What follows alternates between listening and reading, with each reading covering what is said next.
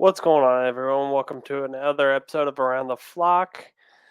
Hope everyone had a fantastic week. Much apologies for not having the episode sooner. Was going to have it with sometime within the last 2 days, but unfortunately, it did get pushed back to tonight. But we're here to talk about the Baltimore Ravens and some nice topics and some concerning topics. One of those topics include the hiring of new offensive coordinator Todd Monken. The former Georgia Bulldog is welcomed with open arms into the flock, at least here in Ravens ATB. But as far as some of the other members of the Ravens flock, it's kind of a back and forth. But I'm excited to have him because the guy knows how to adapt. That is one thing that Greg Roman was not able to do during his tenure with this team. Now, a lot of the fan base were looking for someone from the Shanahan tree or someone that was a little younger or that just came out of Philadelphia. Now, I'm just happy with this because yeah, it may be an older guy from the college level, but let's take a brief look backwards when he was a offensive coordinator in the NFL.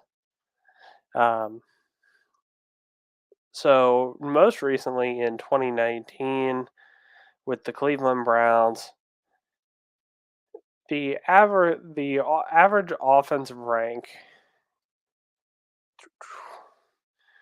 was 22 in points, 22 in yards, and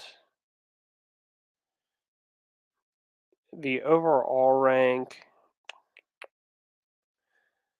for yards was 19. Now,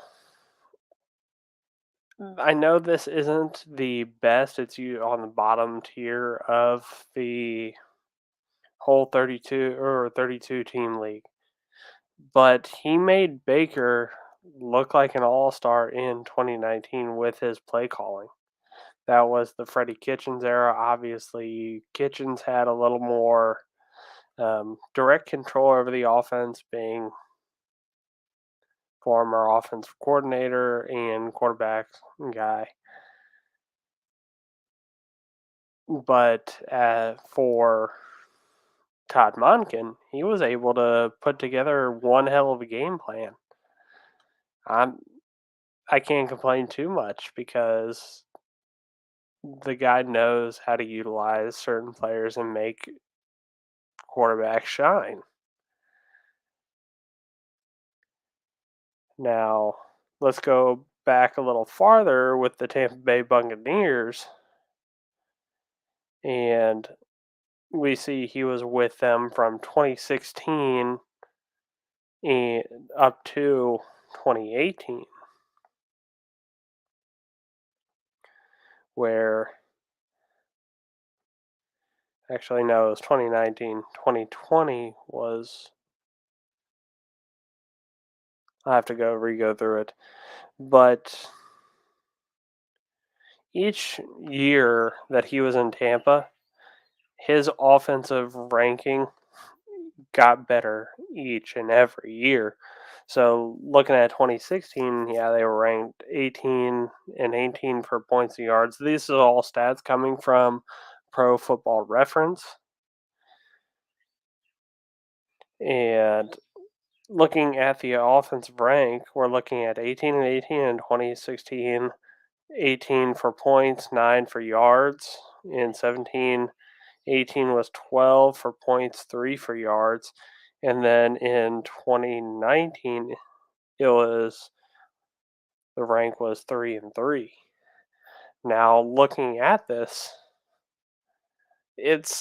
obvious, and let's even just go even more recent with two national championships at the University of Georgia. This guy put together one hell of a creative offense. And yeah, it's just so happens that Georgia has a okay quarterback, great offensive line, great tight ends, great running backs, and hell, even clutch receivers from back when George Pickens was still part of that offense. But this guy, Todd Monken, knows how to utilize the guys around him. He knows how to adapt. He's going to make, or in the grand scheme of things, he's going to make this offense shine. While with Georgia, he averaged like 500 points and 1 something yards, if I'm not mistaken, and 40.1 points, or yeah, 500 some odd yards and 40 some odd points average for the season, both both seasons. So if that doesn't tell you something, uh, you guys need to take a little closer look. Now, in regards to the question being, well, obviously, we all know that the passing air raid attack is going to be in clutch, but what's the rushing attack going to look like? Well, give me 1 second to get it pulled back up.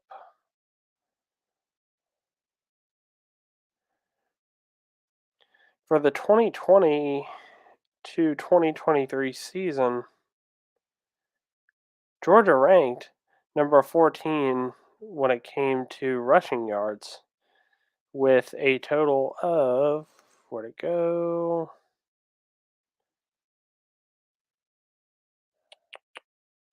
A 211.4 average.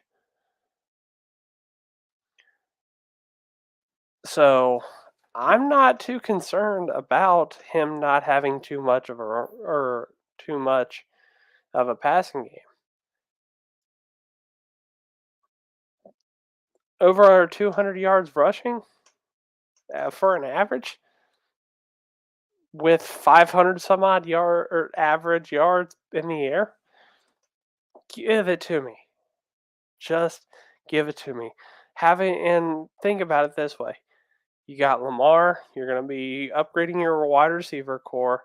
You've got one hell of a running back duo in J.K. Dobbins and Gus Edwards.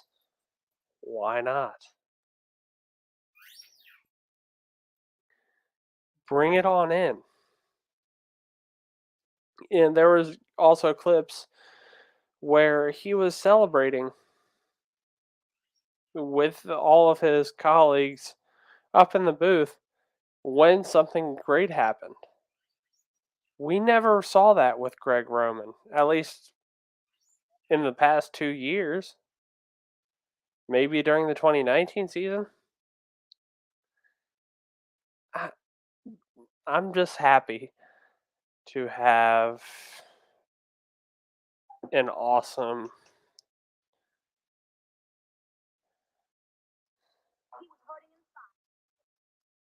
Oh, shit. Sorry about that. Got sent to TikTok. But anyways, gotta not answer those during the showtime. But anyways, I'm looking forward to this new and improved 2023 offense going forward. If it made Jameis Winston, Baker Mayfield, and Stetson Bennett all shine, there is no fact or no doubts that Lamar is going to flourish like he is supposed to. Now that we got all that off our chest, spent about a solid 10 ish minutes on it. let's go ahead and hop into the next topic. There were a few key rotational piece re-signings, starting out with the one, the only, the man on the defensive line, Brent Urban. Brent Urban has been a solid key rotational piece for this Baltimore defensive line. There, I mean, we were all kind of wondering what was going to be the outcome of um, his contract, because he was a free agent going into the end of the season. But looking at his total stat sheet right here for the regular season, we're looking at he had 21 total tackles, 10 solo, 11 assists, and 1 sack. He's had hella pass deflects, if I am not mistaken.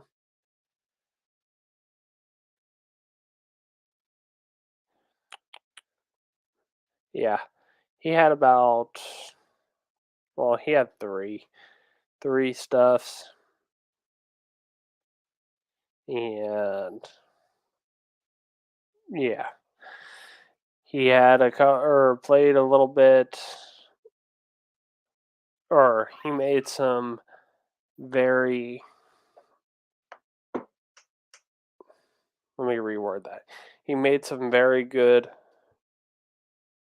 fills in that all defensive line stuffs, whatever you want to call it, during the postseason.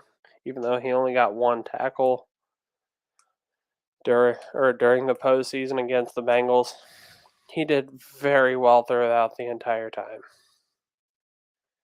Another key rotational piece signing was Daryl Worley.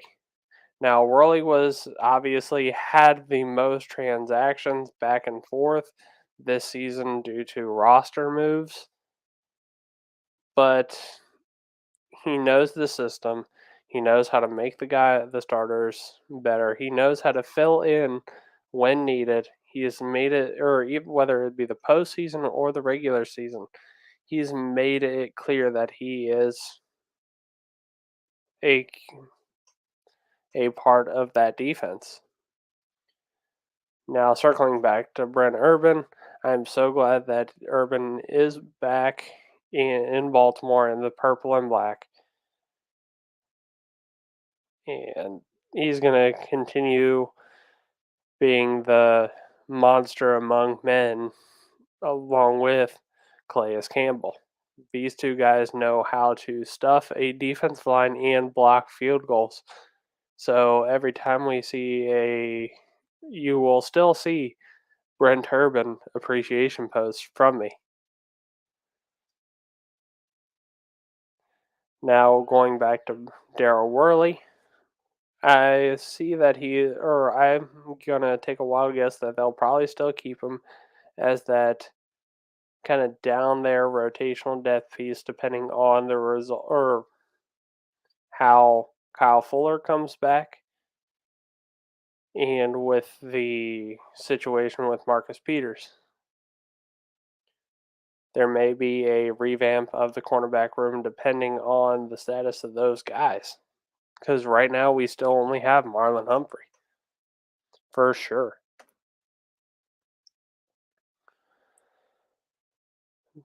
But until that happens, I'm going to enjoy having the guarantee that these two are going to be back.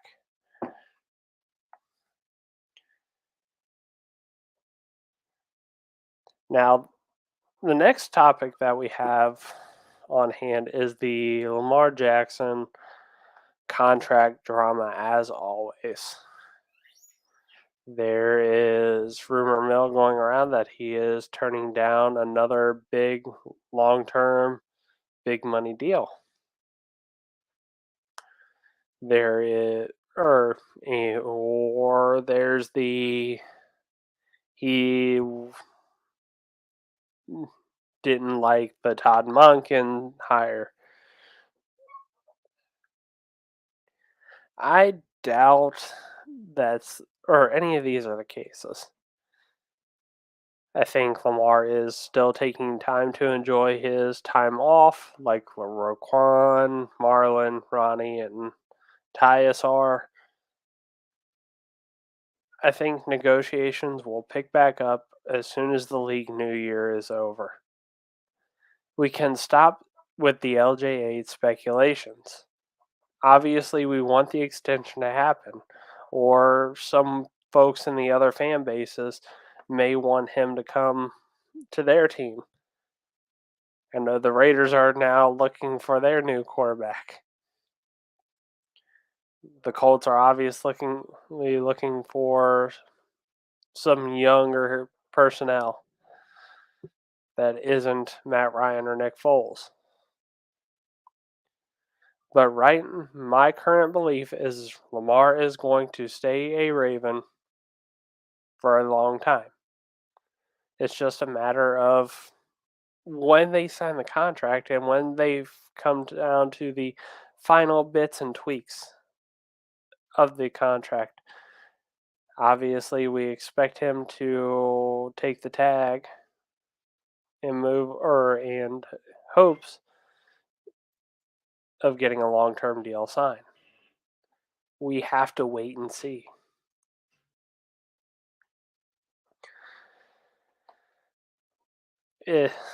Just take a deep breath with me. LJ8 is going to be a Raven. Now, some other drama in regards to Ravens players on the other side of the ball. First round pick Patrick Queen has apparently removed all Ravens affiliation from his Instagram. I'm going to go double check that because it's hard for me to really truly believe that, but we've seen screenshots.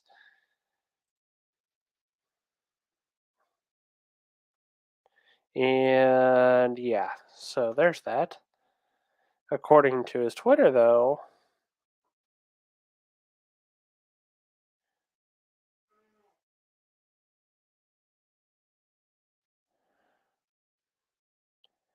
um,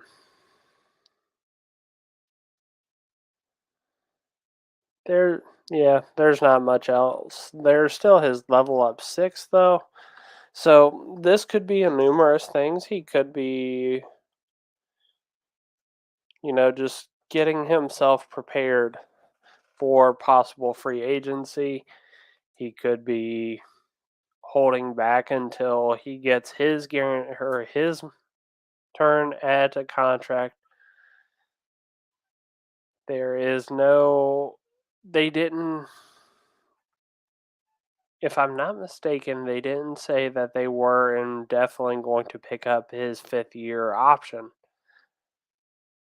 Um, I would have to go revisit one of the pressers where they talked about that. Whew, excuse me. Been a long day. But anyways, there's a lot of different opinions that could be going around with this. I think now he could just be preparing himself in case something were to happen and he gets released or he wants out. There could be a possibility that he wants out but is taking the kind of quiet steps about it. We won't know until it actually happens. Um, he is more than welcome to come on the show and discuss that if he chooses to do so, or if he has to keep it confidential. We completely understand. It's just we're in that day and age where, instant access, we want to know what's going on with our team, like right there and then. LJ or Lamar Jackson's situation is no different than Patrick Queen's situation. So just slow your roll. Let's enjoy the XFL for a little while until we get more news on it or an update on it one way or the other.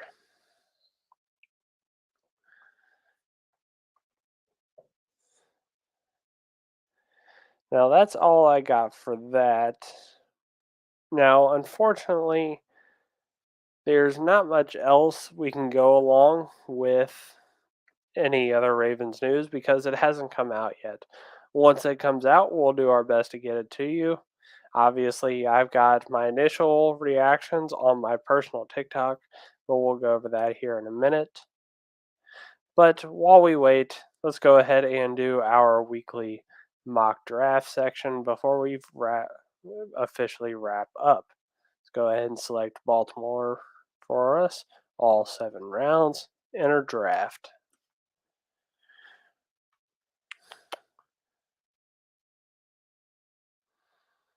And start draft.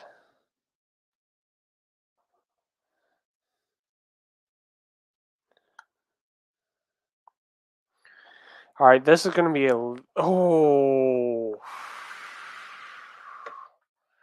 eeny, meeny, miny, mo. Oh, who do I want to take? If any of y'all are watching this on Twitter currently, please come over to YouTube uh, or Twitch, or even just click the link to the stream or the StreamYard link on my personal page and come join this and we can make this pick together. Oh, I'm undecided.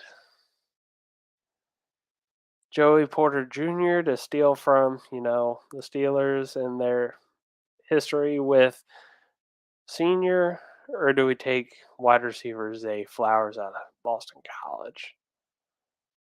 Oh, I don't know. This is tough.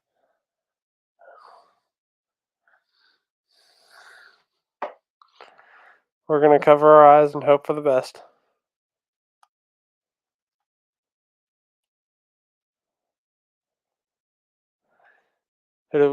Zay Flowers. Okay.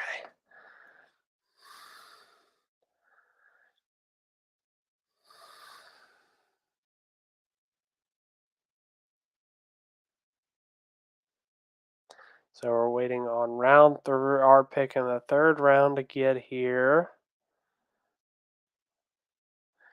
And who do we want to take next?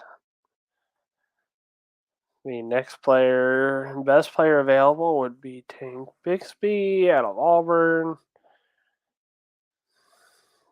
Parker Washington.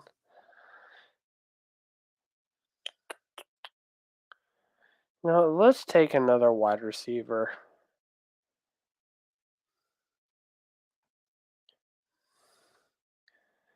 Oh, we got a guest open from the public.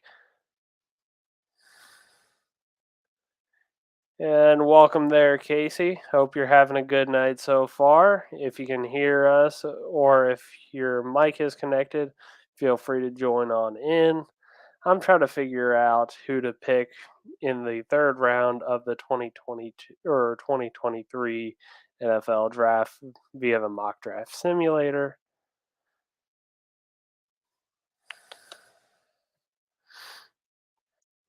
Okay, so let's go through the top 5 again. We got Tank Bigsby,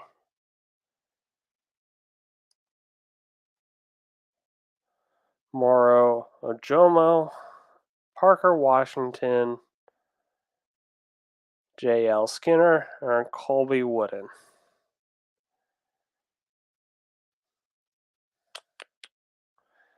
I'm leaning towards Colby Wooden or Parker Washington.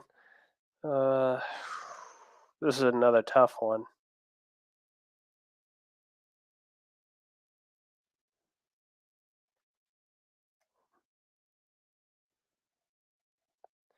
Well, it looks like we had some connection issues there with Casey, so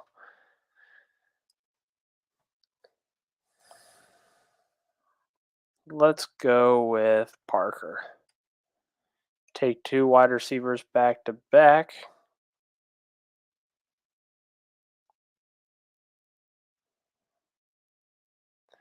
And who are we going to get next?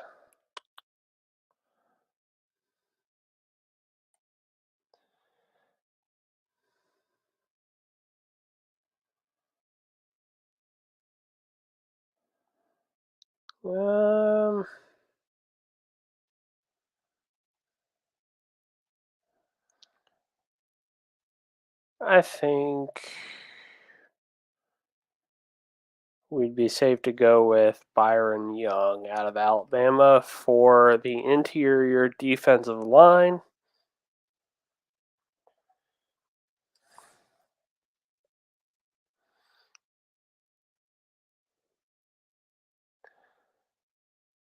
Obviously, we already have a stout defensive line, but we could always use more.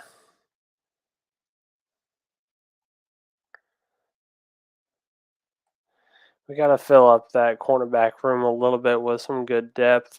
And UAB is on track to get back to the spotlight. Let's take Starling Thomas the fifth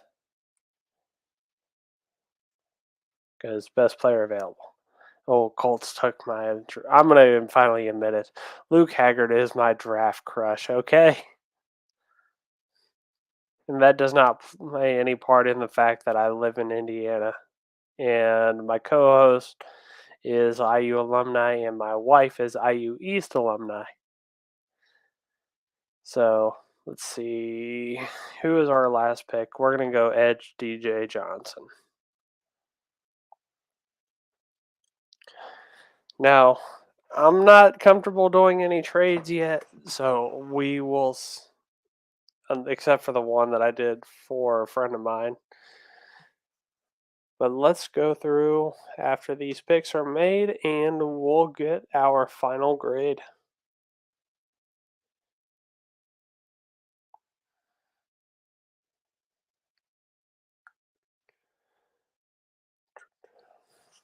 And we are going to exit out of that promo. So wide receiver Zay Flowers, Parker Washington, Byron Young, Starling Thomas, and DJ Johnson gave us an overall of an A minus according to Pro Football Focus. We will be posting this full mock draft on our Ravens Twitter page, and I will even post it on my personal Facebook as well for you all to rate it. So let's take a double check again. Zay Flowers, Parker Washington, Byron Young, Starling Washington, DJ Johnson. Okay. Now, hope you all enjoyed our quick little thoughts and reactions to everything. Hope to see you all back next week. But until we officially sign off, don't forget to go ahead and follow me at that Twitter handle, Instagram, and TikTok handle below. If you haven't already, please go ahead and send me a DM if you'd like to go ahead and discuss Ravens ball or just football in general. Hell, we can even throw some hockey in there. Another thing that we'd like to go ahead and send out is an open invitation to join at ATB. If you are interested in writing, podcasting, data, stats, so on and so forth, please send out your resume or reach out one way or another to whether it be Ravens ATB, our main page, ATB Network, and so on and so forth. We'd love to have y'all. And also signing out for my co-hosts and fellow ATB contributors, Price Check 3, aka Nick Price, over on Twitter, and TD Hunter 52, aka my man Thomas Hunter. Hope you all have a fantastic night, and we will catch you all next week.